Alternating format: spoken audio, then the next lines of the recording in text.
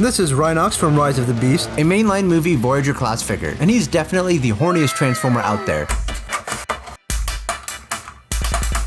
So here's the figure, and he feels like a brick in my hand. He's very chunky and bulky, which disappointingly doesn't carry over into the beast mode.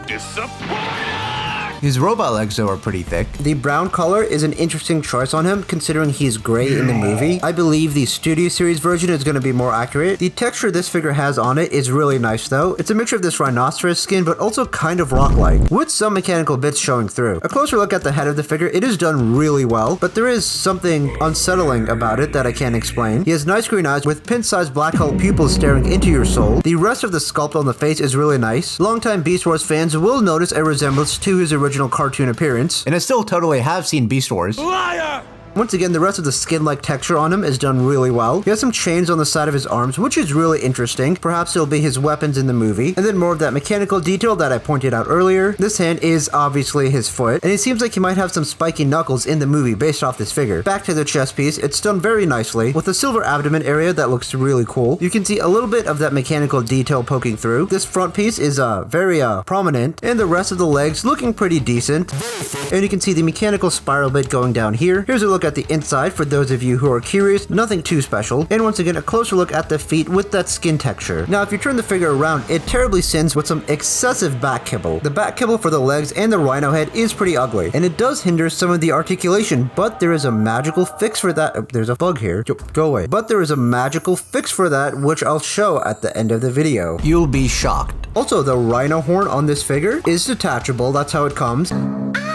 And you can place it on either side of the shoulders. Isn't that the coolest thing you've ever seen in a Transformers figure? I bet he gets all the bitches. Also, for some reason, this figure kind of reminds me of Legacy Bulkhead, probably because they're both just thick, wide, and bulky boys. Anyways, the rest of the detail on this figure, very cool. For the articulation, the head can spin a full 360. These arms can move out all the way, but oh my god, this looks very ugly. It's very unaesthetic, even if you have the arms out a little bit. There is a full 360 arm rotation. This section can also come and rotate out, but that's mainly for the transformation, and it can be very stubborn to get back in there sometimes. The piece also sticks out at the back and looks kind of ugly. You get a full 360 rotation at the elbows, an elbow bend. The hands can move in as part of the transformation. You do get a full 360 waist rotation, but it does run into the back piece and move it out of the way. But once again, there's that secret method, so stick around. The leg can move really far out. You get a rotation. The leg can move forward. You can move it back, but once again, oh no, it's gotten in the way. The secret. You get a knee bend and a foot pivot. Here he is next to the Studio Series Bumblebee, Studio Series RC, Legacy Bulkhead, Rise of the Beast Optimus Prime, Wheeljack, and the optional Attack Girl. I'll be showing the transformation later in the video, but for now, let's hop straight into the Beast mode. And here is the Beast mode of the figure. Now, right away, my biggest complaint about this is this little gap section over here and this bit. It's really annoying having these two sections that can rotate independently, and as far as I know, there's not really a way to secure this into place.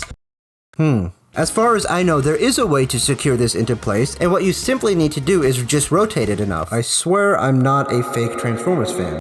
Well, that takes that complaint away. There is still a bit of a gap there, which kind of sucks though. The rhino head does look really great in my opinion, and you have those mechanical bits over here and some green eyes. His ears are also very mechanical. This mouthpiece can open, and he does have some teeth on the inside, as well as some tongue detail. Some more mechanical detail that's on the legs. Now, even in Beast mode, he is very much kind of like a brick, which is unfortunate, and his ass is really flat, which I'm not sure why I'm complaining about a rhinoceros's ass, but from my limited knowledge of rhinoceroses, they are very thick. In fact, if you watch this video where I reviewed a rhinoceros transformer, you will see how thick he is.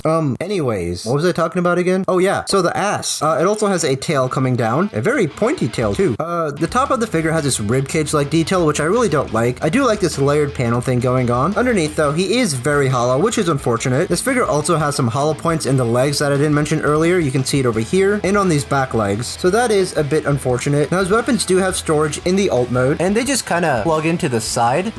How did I fuck that up? And now you get a sort of battle rhino. Isn't that very cool? Articulation for this mode, the tongue can move, this head can move back and forth, these front legs can move back and forth, they do have a rotation, exact same thing as the robot mode pretty much. Back legs can move back and forth, and they're very tiny. Not a whole lot of articulation for this thing. Also, it seems like this horn wasn't on all the way. Let me fix that. There we go. What will the comments say? In fact, let's loosen it up again. Now let's take a closer look at his weapons. He has two of them. Well, duh. Very spinny. I'll try spinning. sick. That's a good trick. I think it's sculpted very nice with all the spikes and this little green section. The other part is casted in a brown plastic, and you have some nice details going on all throughout it, and more nice silver at the back. They're meant to go in each hand. And now he can kill everyone that gets in his way. I also have another Transformers Rhinoceros figure. This one is actually quite terrible.